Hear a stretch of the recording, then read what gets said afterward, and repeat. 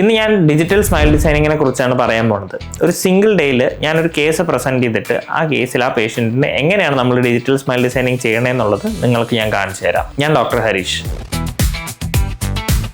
ഇന്നത്തെ നമ്മുടെ പേഷ്യന്റ് വന്നിരിക്കുന്നത് ചാലക്കുടിയിൽ നിന്നാണ്. മുമ്പ് കമ്പിയൊക്കെ ഇട്ടിട്ടുള്ള ഒരു പേഷ്യന്റ് ആണ്. പക്ഷെ അവർക്ക് സ്മൈൽ ചെയ്യാൻ അല്ലെങ്കിൽ ചിരിക്കാൻ ഒരു കോൺഫിഡൻസ് ഇല്ല. കമ്പി ഇട്ട് കഴിഞ്ഞ് എല്ലാം കഴിഞ്ഞിട്ടും താഴത്തെ പല്ലുകളിൽ വല്ലാത്ത ഗ്യാപ്പ് ഉണ്ട് എന്നൊക്കെ പറഞ്ഞ് കുറെ കംപ്ലൈൻസ് ആയിട്ടാണ് പേഷ്യന്റ് വന്നത്. എന്റെ പേര് ആമിന, ഞാൻ ചാലക്കുടിയിൽ നിന്നാണ് വരുന്നത്. എന്റെ താഴത്തെ പല്ലിന് ഗ്യാപ്പ് വന്നിട്ട് കുറച്ച് നാളായി ഭയങ്കര കൺസേൺ ആയിട്ടിരിക്കുന്നു. അപ്പൊ എനിക്ക് ചിരിക്കാനൊക്കെ ഭയങ്കര കോൺഫിഡൻസ് കുറവായിരുന്നു.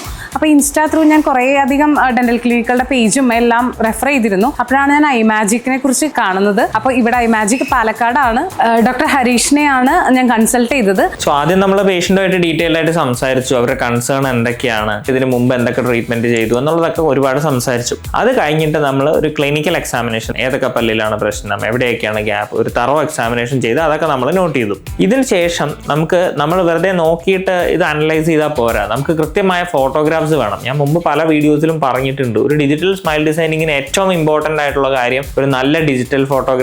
സോ നമ്മളൊരു നല്ല DSLR ക്യാമറ കൊണ്ട് തന്നെ കൃത്യമായ ഫോട്ടോഗ്രാഫ്സ്, പുറമേ ഉള്ള ഫേഷ്യൽ ഫോട്ടോസും പല്ലിന്റെ ആയാലും വായുടെ ഉള്ളിലുള്ള ഫോട്ടോസ് ആണെങ്കിലും നല്ലൊരു DSLR ക്യാമറ കൊണ്ട് നല്ല ഹൈ ക്ലാരിറ്റിയിൽ എടുത്താലേ നമുക്ക് ഡിസൈൻ ചെയ്യാൻ പറ്റുള്ളൂ. സോ ഫോട്ടോഗ്രാഫ്സ് കിട്ടിക്കഴിഞ്ഞാൽ നമുക്കൊരു 2D ഡിസൈനിങ് ചെയ്യാം. പക്ഷെ നമുക്ക് ഇവിടെ 3D ഡിസൈനിങ് ആണ് വേണ്ടത്. സോ പല്ലിൻ്റെ അളവ് വേണം. പല്ലിൻ്റെ അളവ് എടുക്കണത് മുമ്പൊക്കെ ഒരു മാവ് പോലെ ഒരു സാധനം വെച്ച് ഇങ്ങനെ എടുക്കലായിരുന്നു പതിവ്. ഇപ്പം നമുക്ക് ഡിജിറ്റൽ മെഷർമെൻറ്റ്സ് എടുക്കാൻ പറ്റും. സോ കുറച്ചും കൂടി ഈസിയാണ്.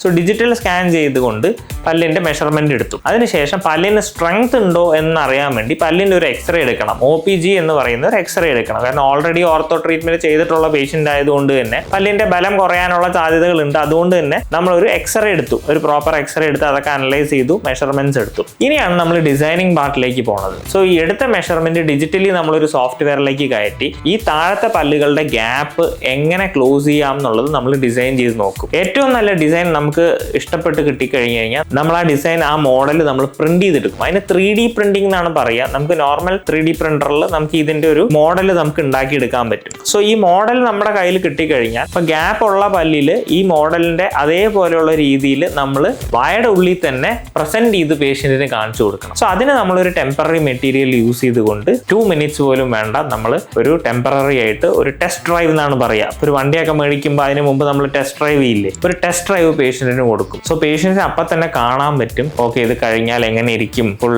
ഓക്കെ എങ്ങനെയായിരിക്കും, ഗ്യാപ്പൊക്കെ ക്ലോസ് ചെയ്താൽ ഭംഗി എങ്ങനെ ഉണ്ടാവും എന്നുള്ളത് പേഷ്യന്റിന് അപ്പം തന്നെ കാണാൻ പറ്റും. ഇത് കണ്ടിട്ട് പേഷ്യന്റ് വളരെ സാറ്റിസ്ഫൈഡ് ആയി. സോ പേഷ്യന്റിന് ഇനി അതിന്റെ പെർമനന്റ് ആയിട്ടുള്ള ഒരു സൊല്യൂഷൻ നമ്മൾ ഉടനെ തന്നെ കൊടുക്കാൻ പോവാണ്. അപ്പൊ 1 ഡേ കൊണ്ട് തന്നെ ഈ ഗ്യാപ്പ് അടച്ചിട്ടൊരു ഡെമോ കാണിച്ചു തരാമെന്ന് ഡോക്ടർ എൻ്റെ അടുത്ത് പറഞ്ഞു. ഡെമോ കഴിഞ്ഞതിന് ശേഷം ഞാൻ വളരെ സാറ്റിസ്ഫൈഡ് ആണ്. അപ്പോൾ ഈ ട്രീറ്റ്മെന്റ് ആയിട്ട് മുന്നോട്ട് പോകാൻ തന്നെയാണ് ഞാൻ വിചാരിക്കുന്നത്. സോ പേഷ്യന്റ് സാറ്റിസ്ഫൈഡ് ആയ സ്ഥിതിക്ക് നമുക്ക് ഇനി ഇതിൻ്റെ ഉള്ള പെർമനന്റ് സൊല്യൂഷൻ കാണണം. സോ ഞങ്ങളിത് വെനീർസ് അല്ലെങ്കിൽ സിർക്കോണിയ ക്രൗൺസ് യൂസ് ചെയ്തിട്ടാണ് ട്രീറ്റ് ചെയ്യാൻ പോണത്. സോ വൺസ് ഈ ട്രീറ്റ്മെന്റ് കംപ്ലീറ്റ് ആകുമ്പോൾ നമ്മൾ ഇതിന്റെ ഫോട്ടോ ഒക്കെ നമ്മൾ അപ്ഡേറ്റ് ചെയ്ത് നിങ്ങൾക്ക് കാണിച്ചു തരാം.